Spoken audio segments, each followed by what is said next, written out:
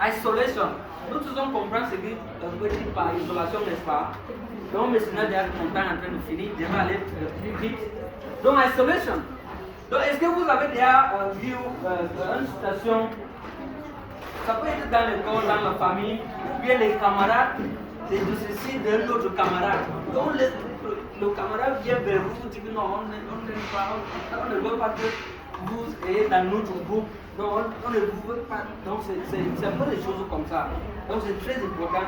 Quand vous isolez quelqu'un, c'est la violence qui joue beaucoup sur le mental. Donc, violence économique. How many of us here have actually sat down, we are traumatized because we do not even have money to pay and come to school? So it's very difficult. At times, when you have financial difficulties, it can create a lot of emotional problems. So that's why many of us are here. We want to work hard so that we can be financially strong tomorrow to fight economic violence. So even in our homes, there are most times where some ladies are subjected to some financial constraints by their husbands because they want to keep them under control, and that really stresses up the husband. So you see, most of the times you will even be giving money because someone wants to achieve something from you. I know many of us here, especially girls, you might have been maybe proposed something, a relationship, by maybe letting you to understand that you will benefit financially in that relationship. So when you accept a relationship because you feel that you will have money, that can actually lead you to that level. So we have cultural and traditional violence. So there are some cultures that actually permit violence against women. So for example, we talked about female genital mutilation, which is a form of sexual violence, physical violence. So sexual genital mutilation, it is not something that is permitted maybe by the law or maybe by biology, but it is a cultural belief that if you are mutilated as a woman, you will not have urge to have sex with other women. So it is a belief that is motivated by culture. So we have forced marriages. There are communities where at the age of 12, 9, 11, some girls are sent to marriage. So that actually is something that it is not authorized. So we have digital or cyber violence. How many of us have been bullied on Facebook? Like someone just beat you on Facebook, you make a comment, the person bounces on you and insults you to an extent that you are even wondering why you bought this Android phone.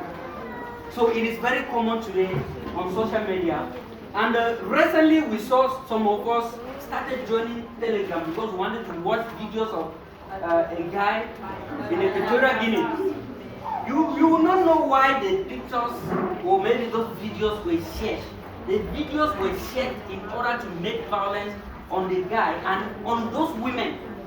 So it's very important. That's why when some people have sexual intercourse and they record, along the line, they can actually use those videos to make violence on you, because when they see the videos and people watch and they come to and criticize you, you know what actually happens at that level. So we have sexual exploitation, which is what many of us know. Let me share this before we actually end. You realize that as a young lady, when you go about looking for a job, there are people who will say, yes, let's understand ourselves and I'll give you the job. The moment you don't feel comfortable with that, you know what that happens to your mind. You know what that causes on you. So that is actually what the government and the other partners are trying to fight. That is sexual exploitation, where people want to use young ladies because of who they are in order to give them what they are normally supposed to give out of merit. So it is something that we actually need to stand against that. So we have violence in conflict. We've heard about conflicts, Boko Haram conflict in the north, in the northwest and the southwest region. And if you have been very keen on social media and watching videos, you realize that it has not been easy with women. When there is a conflict, the highest people that suffer are women and young girls, because they are not at the front, but either the belligerents actually use them as weapons of war, which is very dangerous. So thank you so much. It is a running lesson that I must appreciate the ministry and the president of Wellness Awareness Center for thinking about this to come to us. I strongly believe that we've learned something that will help us, especially the way that we interact with our classmates, with our brothers and sisters at home, with our neighbors, and when we shall actually get to work, we will understand most of these things better. Because when we hear, at times we don't really see what happens.